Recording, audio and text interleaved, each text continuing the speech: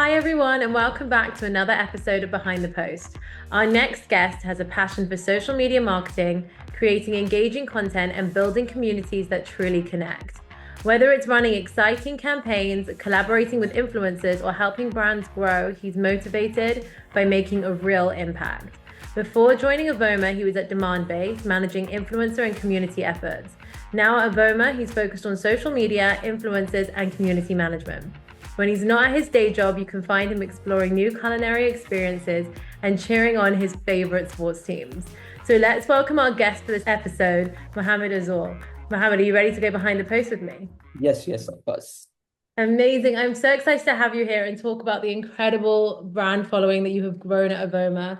But first, to kick our episode off, please can you tell us what Avoma is and what your role entails?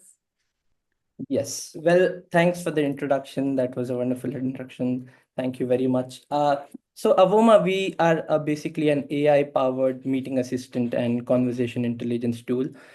You can think of it like a all-in-one meeting lifecycle tool, which includes right from scheduling to note-taking and using those insights into forecasting, coaching, and much more stuff. Uh, with regards to my role, I head the social influencer and community efforts here at Avoma. A lot of exciting things are going on, and we are also going through a rebrand. And I'm here for the last 5 months and quite enjoying it. So anything you see on LinkedIn or any influencer efforts which go on, it's probably me who's playing a role behind it. One more thing is with regards to the community, I am very excited. Like we have a new initiative wherein we are also creating a custom community now. So yeah, these are some of the things which I'm doing, and a lot of things are at stake. So very excited.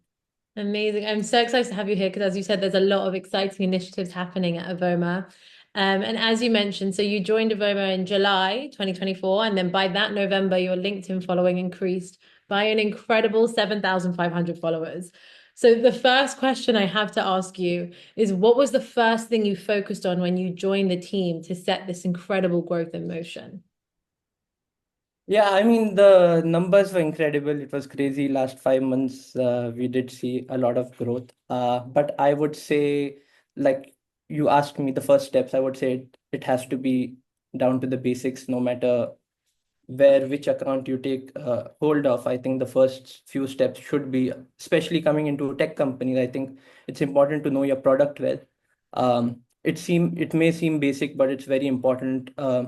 And when you join tech companies, that can take a little more time than other places because we as marketers may not be maybe not knowing the nuances or everything else which a tech company goes through. So spent a lot of time in those training materials, whether it's like videos of training or if possible, just get access to the tool itself, try to use it as much as possible. I was lucky enough to get that and try to know as much as possible. I think you may not know it, but it helps once you create your marketing efforts, whether it's socials or anything else which you're doing. I think it really helps. The other one is, again, this also may seem very basic, but it's very important, and I'll tell you how, is about knowing your audiences. A lot of people say, like, as marketers, you need to know your audiences. We talk about sales and marketing alignment and stuff like that, but very few people say how to actually do it. I was lucky, like I said, Avoma is a meeting life assistant tool, and I got a hold of a lot of meetings with our customers. So it helped me because I almost went through a lot of meetings where I could analyze uh, the small bits of what people are wanting to do, what customers are talking to us, and that kind of gives you an idea about what your audiences are also. So stuff like why your customers are actually talking to you, whether it's to solve a particular pain point or they are coming from your competitors and why they are doing that. So it helps you know your ICPs. It helps you know what unique selling proposition you have, and then all of these things you later on use to create stories, build campaigns, and create content on social media. I think these basics will be very important. Later on, I'll obviously say like what else happened uh, after that, but then these basics I think anyone should focus on before like trying to run any campaigns or content on social media. Absolutely. I think as marketers, we get really excited. We join, we want to hit the ground running. But it really is these basic things. It's the foundation of a strategy. And you're right. It sounds so straightforward, but it's because it's so important and like to dedicate time doing that, especially when taking over a new community. And building a loyal social media community requires having content that truly resonates with them. So what direction did you take the social media content? Yeah, so like I said, I spend a lot of time in knowing customers and the audiences in social media as well. So what I noticed is, first of all, most of our following, because that's the ICP we target, are sales and RevOps, and you spend a little bit of time researching your audiences and see what kind of content they consume or like and relate to. And the direction which we went towards is creating content which is more relatable, talk memes, anything funny, or anything of that sort, what people can relate to day. And it was not only about being funny, even though it was, but it was about giving them information in their own language. And I feel like you build a better connection once you talk about their problems in their own way. So even if you wanted to communicate about a product or any pain points what we are addressing, we would do it in a way where we mention memes, we have something which they can relate to, and then it also passes on that message across, that how can we help them. So I think that kind of helped us. Amazing. And in those 5 months, I know you ran some really exciting social media campaigns. So can you walk us through the ones that helped you reach wider audiences and grow your following? Yeah, I think we ran a couple of campaigns. The thing where before running any campaign, my vision was to have uh, three things in mind. One is to recognize people. Second is you create value to your audience, and third was having that user generated content. So we have a lot of content going on from our end, but then I also wanted to make sure that there is audiences who are contributing to our content as well. So I'll walk you through the campaigns, what we did. One of them we did was a top 25 peoples to follow. So these guys were leaders in the industry. So particularly from sales profiles, because that's where I wanted to head towards. And what we did was to research on them and see, like, there are a lot of people's influencer who are having great content on LinkedIn. So what we wanted to do is actually recognize them. So anyone who's posting content on sales, leadership, or creating value to the community, we wanted to highlight them. So we chose those people on those criterias. We wrote a blog on them. We wrote an introduction. We promoted them on LinkedIn. So that worked out well. That was one of the campaigns which we did. Second one was more of a fun campaign. It was on Halloween. So we did a Halloween campaign. I wanted the theme to be of that. So we had questions like, what's that one sales story where your outreach should not be ghosted, something along those lines. And we had this question and we asked like 10 people, 15 people to write their stories. Again, we recognized people there. We also generated value because people gave a lot of stories, what approach they use to for their outreach, so that the people do not ignore their sales efforts. I think that was one interesting topic, because for sales, outreach can become a challenge, and I kind of wanted to address that and wanted to have people gain value out of that campaign. So again, we wrote a blog on it. We promoted that on socials. That also worked. People were very engaging. People who actually contributed also were engaging, but then people who saw that campaign also took a lot of value. So that worked well. And the latest one, what we did is on Thanksgiving Day. So it was just a campaign where we spoke to people about sales gratitude and what was one thing they were thankful for. So a lot of people, again, they said their sales stories where they're thankful for. Sometimes it's people, sometimes some lessons they learned out of their sales journeys. That was interesting to create, promote, and then write about them, to work with them. So along the way, you also build relationships. It gives you reach as well to a larger number of people, but then it also, I feel, creates a lot of value to the audiences. Absolutely. And it's as from the three examples you shared with us, All of them are something that salespeople in your ICP want to see. They want to learn from the top leaders to follow. They want to laugh at other people's scary stories with your Halloween campaign. And it's very, very relatable, which and it expands your reach, which makes a lot of sense why it's having such an amazing impact for you. Creativity is clearly something that's central to these programs that you're running, and it's also key to standing out on social media. So I'm so interested to ask you, where did you find this inspiration for your ideas or other ideas that you might have?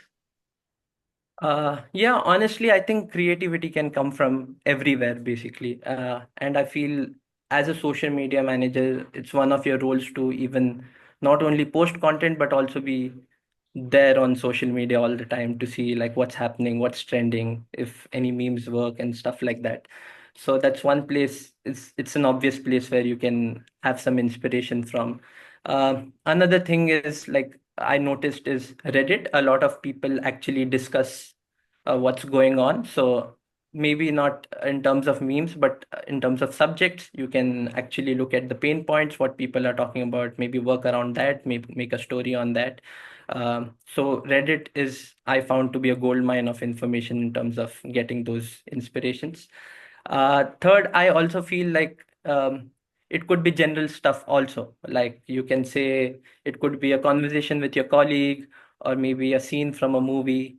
One more thing, it something pops up in my mind is short skits from YouTube. You see a lot of videos which are viral and popular on YouTube. You can take inspiration from that, maybe give a twist of your own socials, your company, and then create a skit around it. You guys don't have to be the best actors, but then if the skit is good and it's something relatable, people will laugh on it and relate to it. So I think that's there. That's one more way. I think it's just that you have to train your mind to notice all of these things, and if you know your audiences well, you can like you can have these things, you can notice these things and then relate to your audiences very well.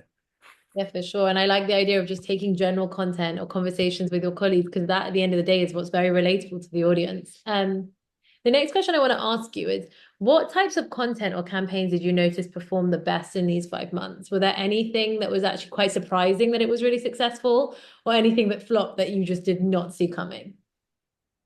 Well, it's been 5 months here at Avoma, so I wouldn't rule out the full flop campaign. So I wouldn't say the things which work is like, will keep working for longer time. But then, for now, what I've noticed is something which surprised me in terms of what worked well is some of the behind the scenes content. So if you're posting photos about the people who are working or something about your culture, I feel people really enjoy looking at people rather than graphics, words, or anything of that sort. It is a good change, and I think it works. Another thing is in terms of polls, I found that maybe I wasn't sure, but then some polls can be really engaging. The idea is to create those polls very simple and for and make it engaging for most of the people. I feel like try not to make it very technical so that only very less people can understand. It could be very basic. So we are a meeting company, so sometimes I had a very basic question like, how many minutes do you wait before you get out of your Zoom? How much minutes? So I have a poll, maybe 1 to 3 minutes, or it's 5 minutes, 10 minutes. So that's something everyone can relate, right? Yeah. So that helps. Sometimes poll can also be used to know what kind of subjects, what kind of topics you can write about on socials. That kind of gives you an insight. And the flops, like you asked, I think one of the things is what I noticed is publishing these long format blogs when you promote them. Sometimes I think even if they're comprehensive and valuable, they don't translate well on social media because the format is different and you're basically fighting with the attention spans of the people, and sometimes those long wordy texts just get lost.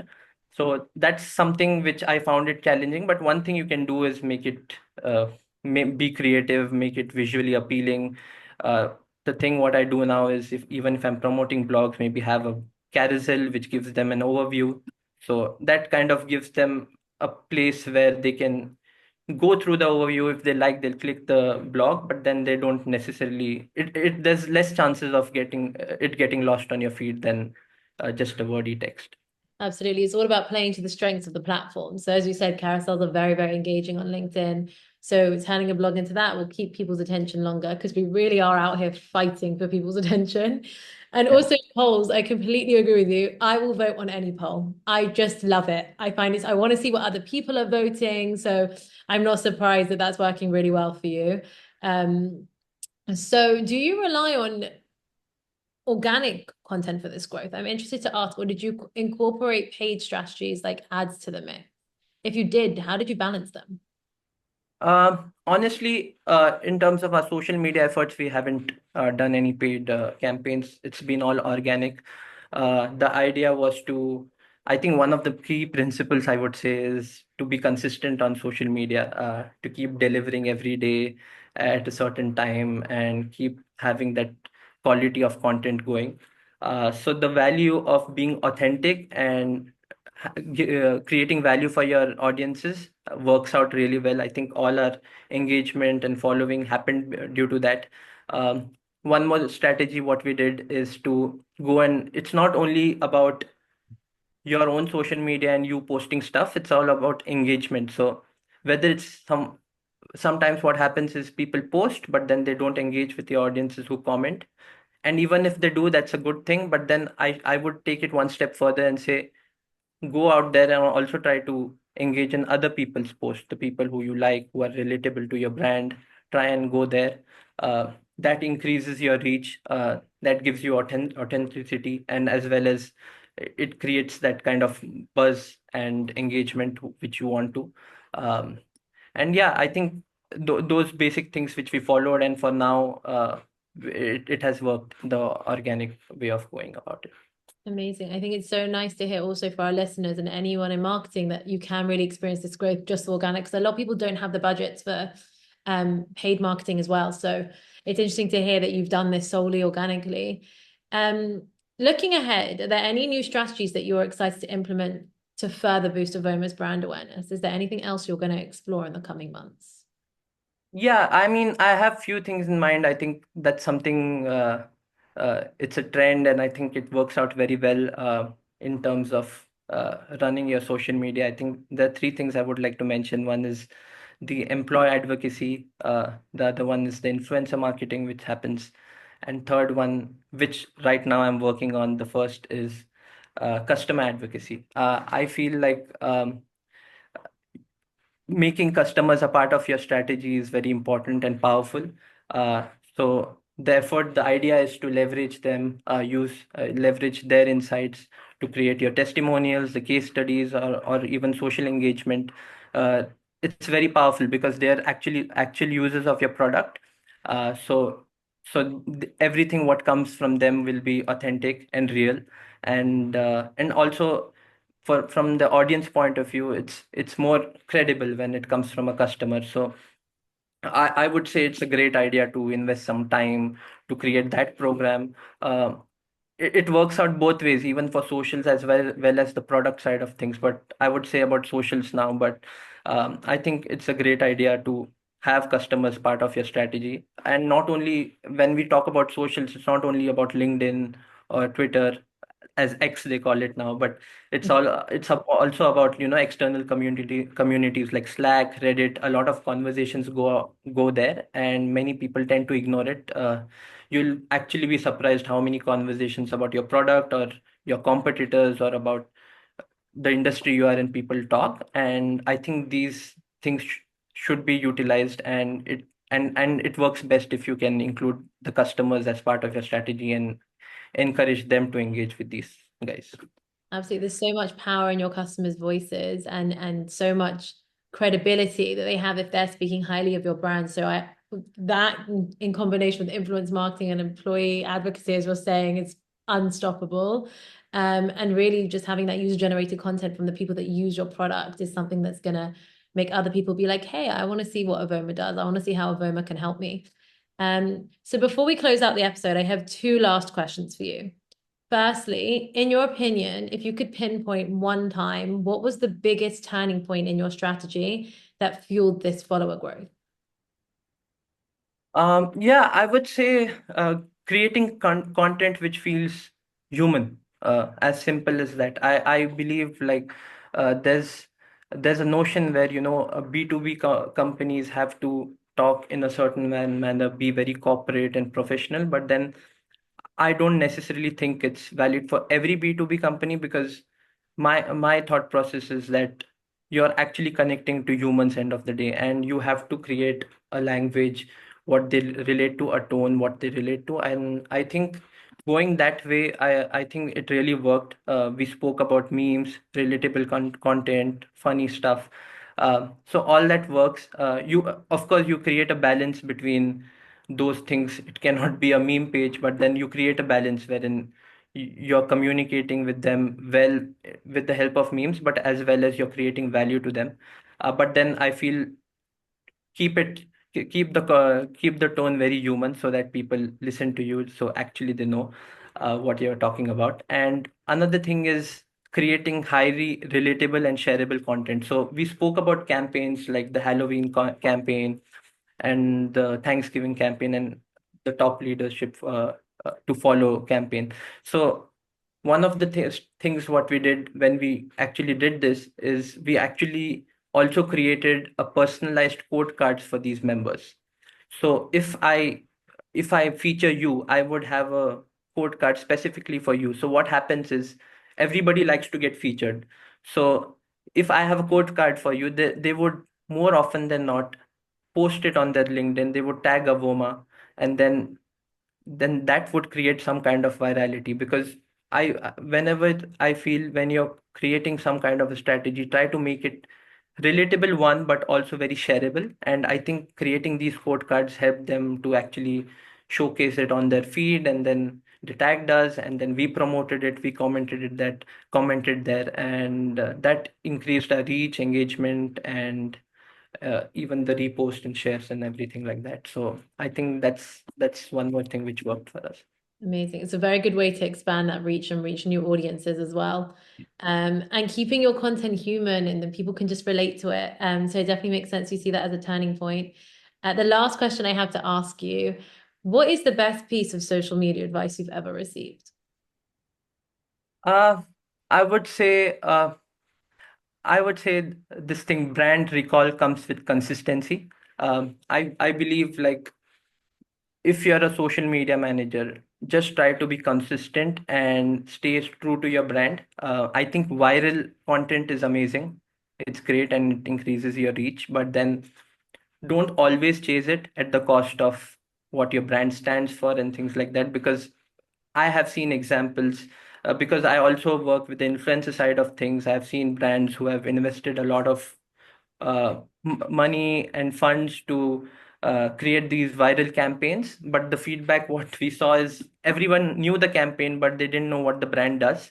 So that's a major red flag. So I believe just stay true to your brand, try to be consistent, and try to keep iterating on that quality of content what you generate, and try to know your audiences as well as possible. And once you do that and your quality keeps getting better, I think the viral content will come along the way. But then, yeah, I feel like social media is all about creating that brand recall and positive image of your brand. So numbers are great. I know we spoke about numbers, but then more than that, I think the authenticity and the kind of value you provide is more important. So just focus on the things what you can control. Try to create a positive image of your brand, and I think everything else will follow. Amazing. Thank you for leading us on that note. It's incredible advice. And thank you so much for joining me on this episode and sharing all of your tips or tricks and how you've grown your following by 7.5K. It's been amazing hearing your strategies, and I know that it's really helpful for everyone listening too. So thank you so much for joining me. Thank you so much. This was so much fun.